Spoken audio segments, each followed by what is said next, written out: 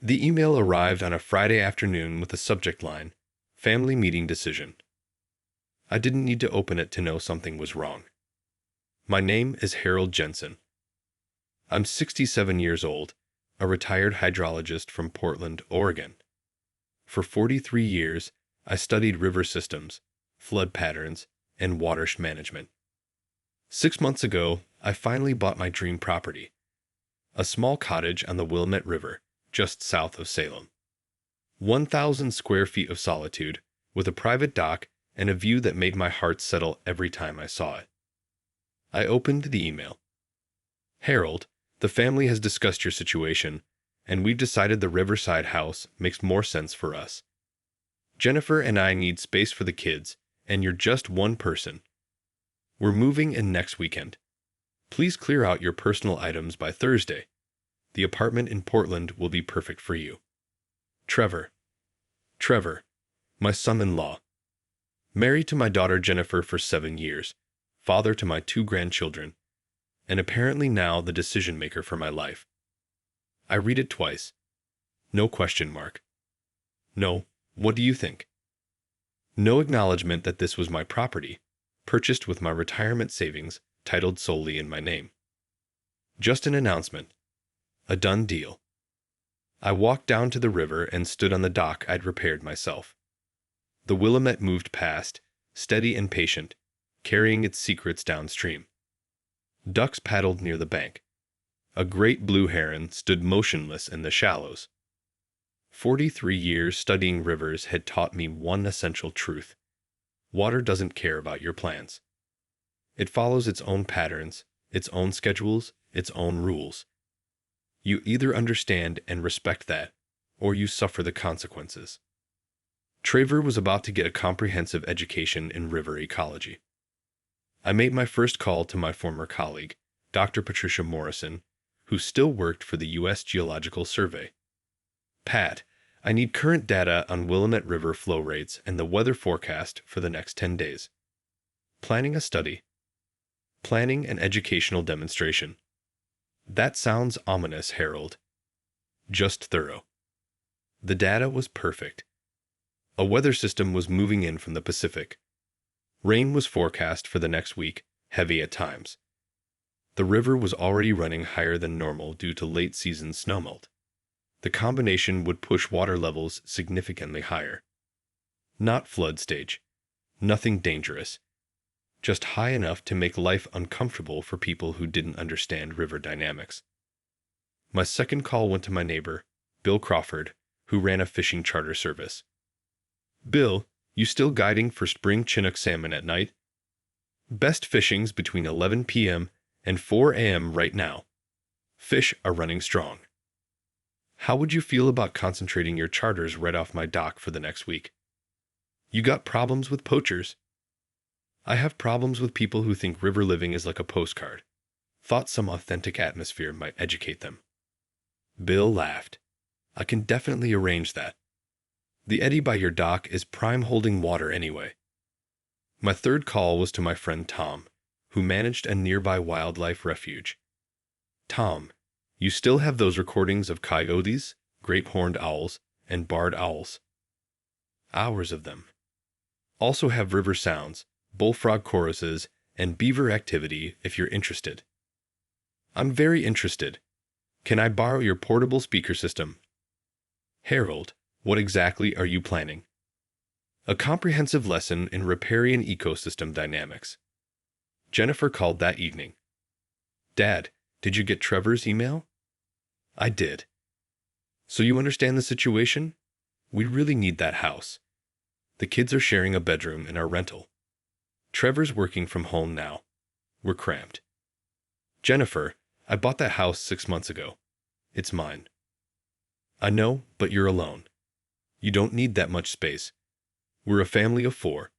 It makes more sense for us to have it. Makes sense to whom? To everyone. We had a family meeting, me, Trevor, and his parents. We all agreed. A family meeting about my property that I wasn't invited to. We didn't want to put you on the spot. We figured you'd be reasonable once you thought about it. I looked out at the river. Did you ask Trevor's parents how they'd feel if someone announced they were taking their house? That's different. They need their house. You have the Portland apartment. The apartment I kept specifically for city access. The cottage is my home, Jennifer. Dad, please don't make this difficult. Trevor's already hired movers. We've given notice on our rental. Everything's arranged. Then you'd better unarrange it. Why are you being so stubborn? Mom would have wanted you to help family.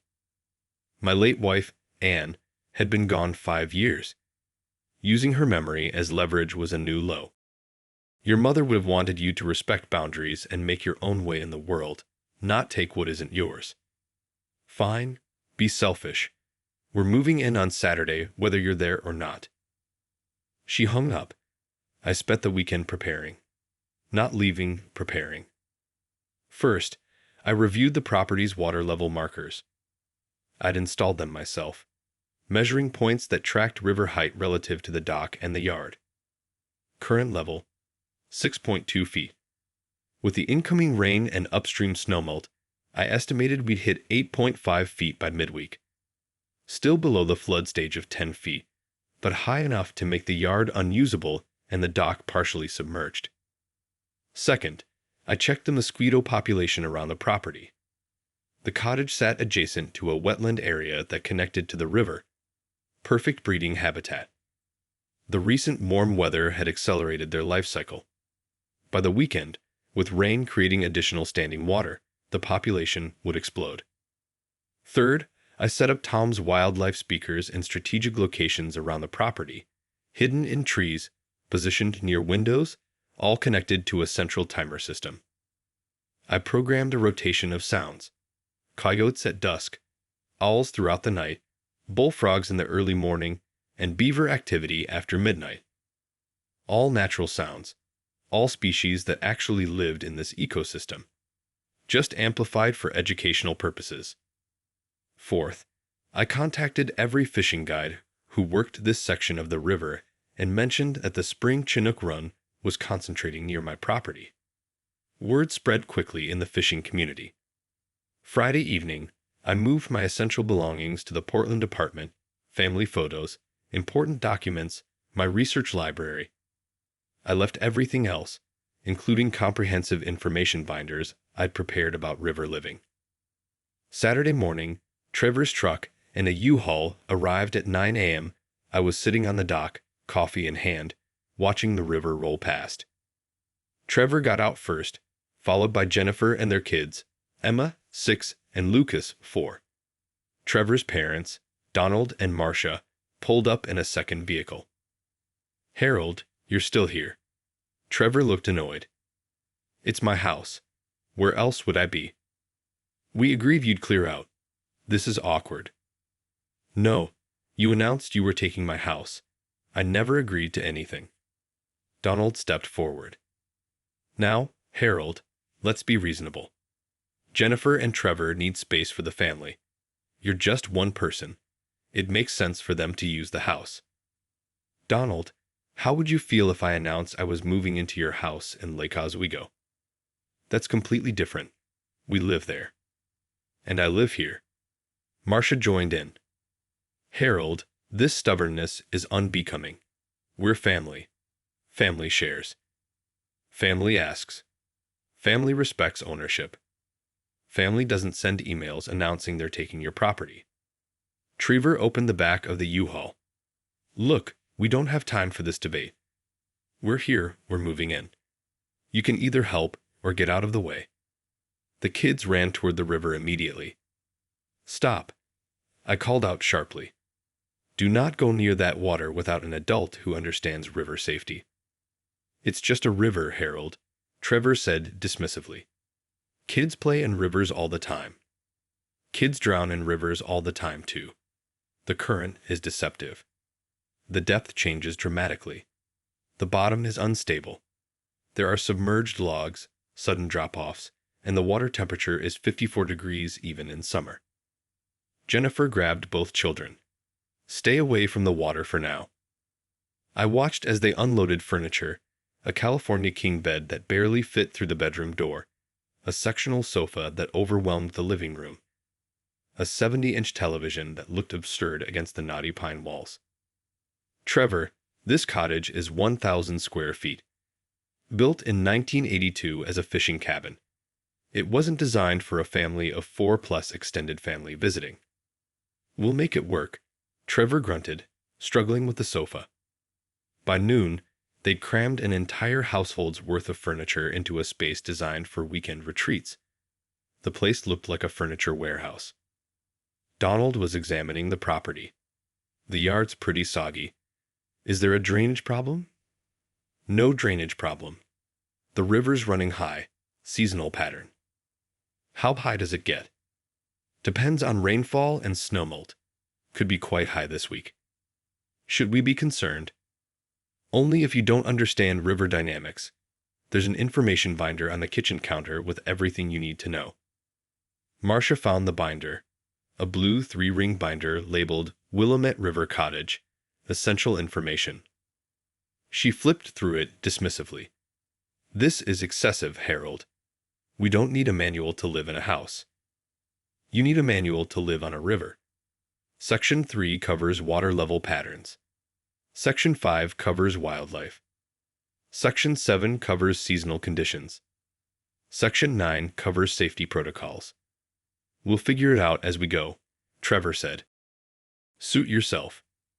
By 3 p.m., they'd settled in enough to suggest I leave. Jennifer pulled me aside. Dad, you've made your point. You think we're unprepared. But we're here now. Can you please just go and let us start our new life? I'll give you 1 week. Then we'll see if you still want this new life. What's that supposed to mean? It means the river doesn't care about your plans. It's about to teach you lessons I tried to explain. I drove to my Portland apartment, but I didn't stay long. By 5 p.m., I was parked at a public access point a quarter-mile downstream, hidden by trees, with a clear view of my property through binoculars. At 6:30 p.m., the first rain started, light drizzle at first, then steady rain. The forecast called for heavy precipitation all week. At 7:45 p.m., Trevor called. Harold, there are a lot of mosquitoes here. Like, an insane amount. It's a wetland river environment in late spring. That's normal. Normal? Emma's gotten 20 bites. Did you bring insect repellent? Silence. Trevor, this is Oregon River country. Mosquitoes are unavoidable near wetlands. The information is in Section 5 of the binder. We didn't think we'd need. That's your problem. You didn't think. You assumed. At 9 p.m., I activated the wildlife sound system. Coyotes first. They're yipping and howling perfectly calibrated to sound close but not threatening. Jennifer called at 9:17 p.m. Dad, there are coyotes. Really close. Are the kids safe? Coyotes are part of the ecosystem. They're usually afraid of humans. Usually? Keep the kids inside after dark. Don't leave food outside. Basic wildlife safety. It's in the binder. The kids are terrified. The kids are learning about wildlife. Educational opportunity. At 10:30 p.m., the owl call started. Great horned owls, barred owls, their distinctive hoots and cries filling the night air. At 11 p.m., the first fishing boats arrived. Bill had outdone himself. 6 boats, all with bright lights, all running quiet electric motors, all positioned within sight of the cottage. Trevor texted at 11:34 p.m. Why are there boats everywhere? Lights chiming in windows. I texted back. Spring Chinook salmon run. Prime fishing time is midnight to 4 a.m.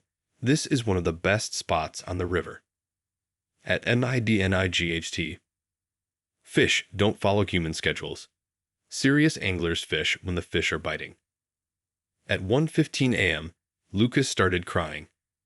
The combination of mosquito bites, coyote sounds, owl calls, and boat lights had overwhelmed the 4-year-old. At 2:30 a.m., Emma joined him. At 3:45 a.m., Donald called. Harold, this is ridiculous. We can't sleep. There's constant noise, lights everywhere, and the kids are hysterical. Donald, everything you're experiencing is normal river life, nocturnal wildlife, fishing activity, natural sounds. This is what living on a river means. It's a nightmare. It's nature. Perhaps you should have researched what you were getting into. Sunday morning brought heavier rain. By 8 a.m., the river had risen 6 inches. The backyard was becoming saturated. Trevor called at 9:23 a.m. The yard is flooding. Water's coming up into the grass. The river's rising. That's normal with rainfall. Normal? How high does it go? Depends on how much rain we get. Check section 3 of the binder. I can't find the dam binder. Probably buried under all the furniture you crammed in there. By Sunday afternoon, the river had risen another 8 inches. The lower portion of the yard was underwater. The dock was partially submerged. Emma and Lucas wanted to play outside, but couldn't because of mosquitoes and standing water. Marcia called at 4 p.m. Harold, this property is defective. The yard floods, there are too many insects, and the noise is unbearable. The property is perfect for someone who understands river ecosystems. It's defective for people who expect suburban convenience next to a wild river. Trevor and Jennifer need this house. Trevor and Jennifer need to learn that wanting something doesn't make it theirs. Sunday night brought more rain and more fishing boats. The sound system cycled through beaver activity. Their tail slaps on the water were particularly startling. Monday morning, I received a text from Jennifer. Dad, this isn't funny anymore. I called her. What's not funny? You know what? The mosquitoes are unbearable. We can't use the yard. The kids can't sleep with all the noise. The river is flooding our property. The river is doing what rivers do. The mosquitoes are doing what mosquitoes do. The wildlife is doing what wildlife does. I'm not controlling any of it. You set this up. I provided you with information about river living that you ignored. Everything else is just nature being nature. We can't live like this. Then maybe you shouldn't have announced you were taking a house on a river without understanding what that means. Monday afternoon brought the heaviest rain yet. The river rose another 10 inches. The yard was completely saturated. Water was within 2 feet of the cottage foundation. Trevor called in a panic. The water's still rising. Is the house going to flood? Not unless we hit flood stage, which is 10 feet. We're currently at 8.2 feet. You're safe. When will it stop rising? When the rain stops and the upstream snowmelt subsides. Probably another 2 or 3 days. Days? We can't stay here for days like this. You announced you were moving in permanently. What did you think river living meant? Monday night, I added bullfrog calls to the sound rotation. Their deep croaking was perfectly natural for the wetland environment, but apparently shocking to people unfamiliar with riparian ecosystems. Tuesday morning, Donald called. Harold, we need to talk. About what? This situation. The house. We made a mistake. What kind of mistake? We didn't understand what river living meant. The water, the wildlife, the insects, the fishing activity. We thought it would be like Jennifer's photos, peaceful and scenic. It is peaceful and scenic for someone who understands and prepares for the environment. Trevor wants to leave. The kids are miserable. Marcia has 100 mosquito bites. None of us have slept in 3 nights. What about Jennifer? She's crying in the bedroom. She said she's sorry she ever suggested this. Donald, I'm going to ask you something directly. Did you encourage Trevor to take my house? Pause. Marcia and I thought it made sense. You're alone. They're a family. We didn't think you'd mind. You didn't think I'd mind someone taking my property without asking. It's family property. It's my property. My name on the deed. My money that bought it. My retirement dream. We see that now. We were wrong. What does Trevor say? He's too proud to admit defeat. but he knows this was a mistake. Tuesday afternoon, the rain finally stopped. The river would continue rising for another day as upstream water made its way downstream, but the worst was over. I drove to the cottage at 5 p.m. The U-Haul was being loaded. Trevor looked exhausted. Jennifer's eyes were red from crying. The kids were covered in mosquito bites. Marcia and Donald were helping pack in grim silence. "Leaving?" I asked casually. Trevor didn't look at me. "This place is uninhabitable." "This place is perfectly habitable for someone prepared for river living." "How do you stand it?" "The mosquitoes, the noise, the flooding." "Screens, mosquito netting, insect repellent. White noise machines, earplugs, blackout curtains. Understanding water level patterns and planning accordingly. All the information was in the binder you ignored." Jennifer approached me. "Dad, I'm sorry. We were so wrong. What made you think you could just take my house?" Trevor was so confident. He said you didn't need it, that we deserved it more because we're a family. And his parents agreed. I went along because I didn't want to cause conflict. And now I see that we tried to take something we didn't earn, didn't research, and didn't deserve. I'm ashamed. Marcia walked over. "Harold, we owe you an apology. We overstepped terribly. You attempted to steal my property through family pressure. Yes, you overstepped. We didn't think of it as stealing. Because you convinced yourselves that your needs mattered more than my rights. That's what entitlement is, Marcia." The loading continued in silence. By 7 p.m., the U-Haul was packed. Trevor still hadn't spoken to me directly. As they were preparing to leave, I handed Jennifer a piece of paper. "What's this?" "Contact information for your old landlord. I called him last week. The people who were taking your rental backed out. It's still available if you want it." Her eyes widened. "You knew we'd fail."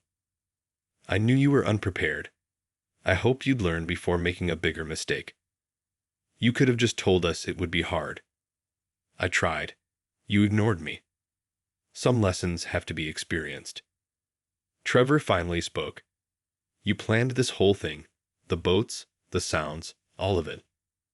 I educated you about river ecosystems. Everything you experienced happens naturally. I just ensured you experienced it all at once instead of discovering it gradually. You sabotaged us. I let nature be nature. You sabotaged yourselves by assuming you could take what wasn't yours without consequences."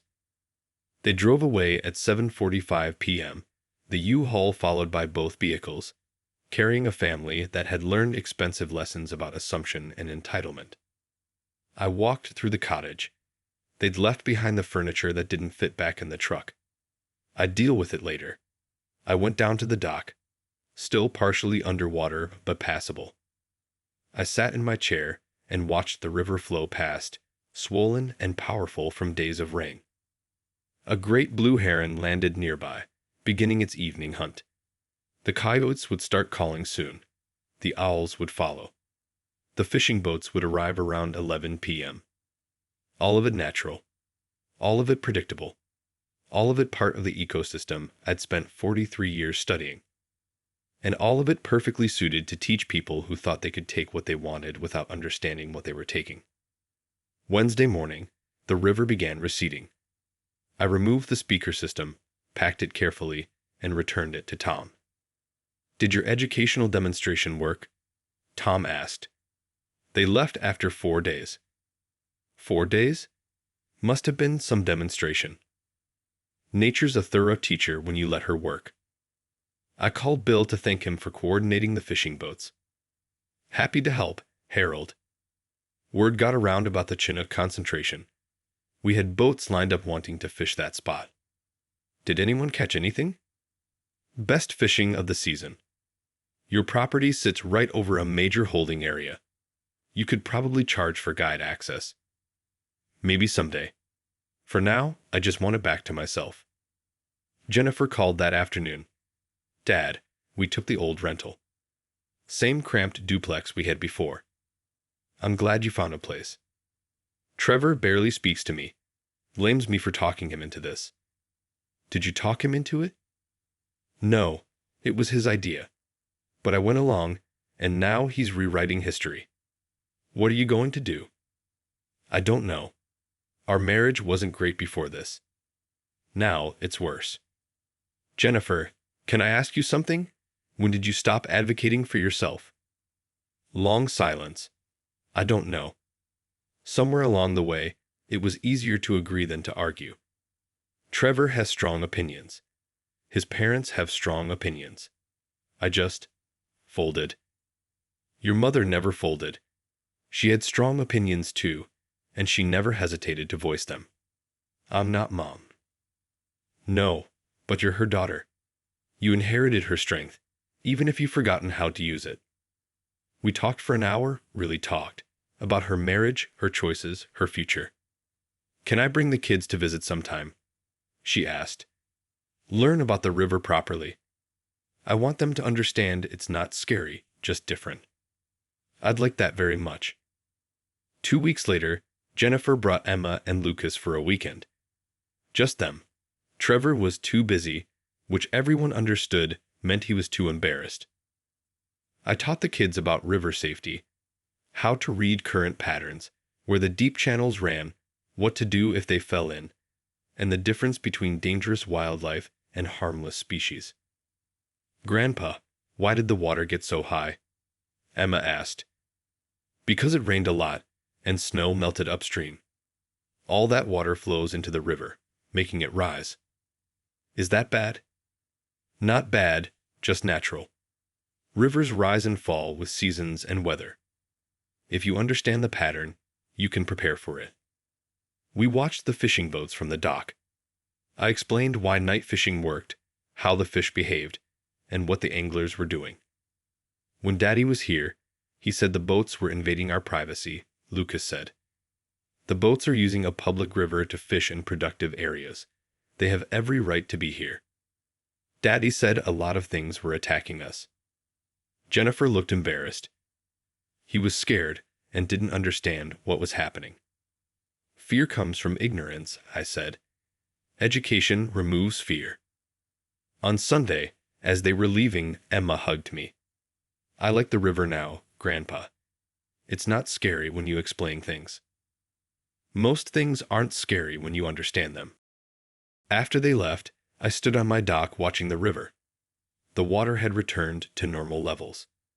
The mosquito population had stabilized. The coyotes and owls called naturally, without amplification. This was my peace, my earned retirement, my dream realized after 43 years of work. And I protected it by simply letting nature be herself. 3 months later, Trevor called. Not Jennifer, Trevor. Harold, I need to say something. I'm listening. I was wrong. About everything. The house, the entitlement, the assumptions. That's quite an admission. Jennifer's in therapy. She suggested I join her. Our therapist has been illuminating about my behavior. What did you learn? That I've been entitled my whole life. My parents gave me everything I wanted. I learned to take rather than earn. When I saw your river house, I just assumed I could have it because I wanted it. And now I understand that other people's property isn't mine just because I think I need it more. That seems obvious saying it out loud, but I genuinely didn't see it before. The river taught you that lesson. The river, the mosquitoes, the wildlife, the whole experience. It broke through my delusion that the world should arrange itself around my wants. How's Jennifer? Better. Stronger. She started saying no to me, to my parents, making her own decisions. I'm trying to adjust. That's growth. Harold, can I ask you something? That first night, with all the sounds and the boats and everything. How much was natural and how much did you orchestrate? I considered the question. The river rising was natural. The mosquitoes were natural, though I may have made their habitat more appealing. The fishing boats were concentrated more than usual. The wildlife sounds were recorded and amplified. So you did set us up. I accelerated natural conditions you would have encountered eventually. Everything I did happens at that river regularly. You just experienced it all at once. Why not just call the police? Have us removed? Because that wouldn't have taught you anything except that I was willing to escalate. This way, reality taught the lesson. The river showed you who's really in control. Trevor laughed bitterly. We were so arrogant. You were unprepared. There's a difference. Would you be willing to teach me about the river, how to visit properly?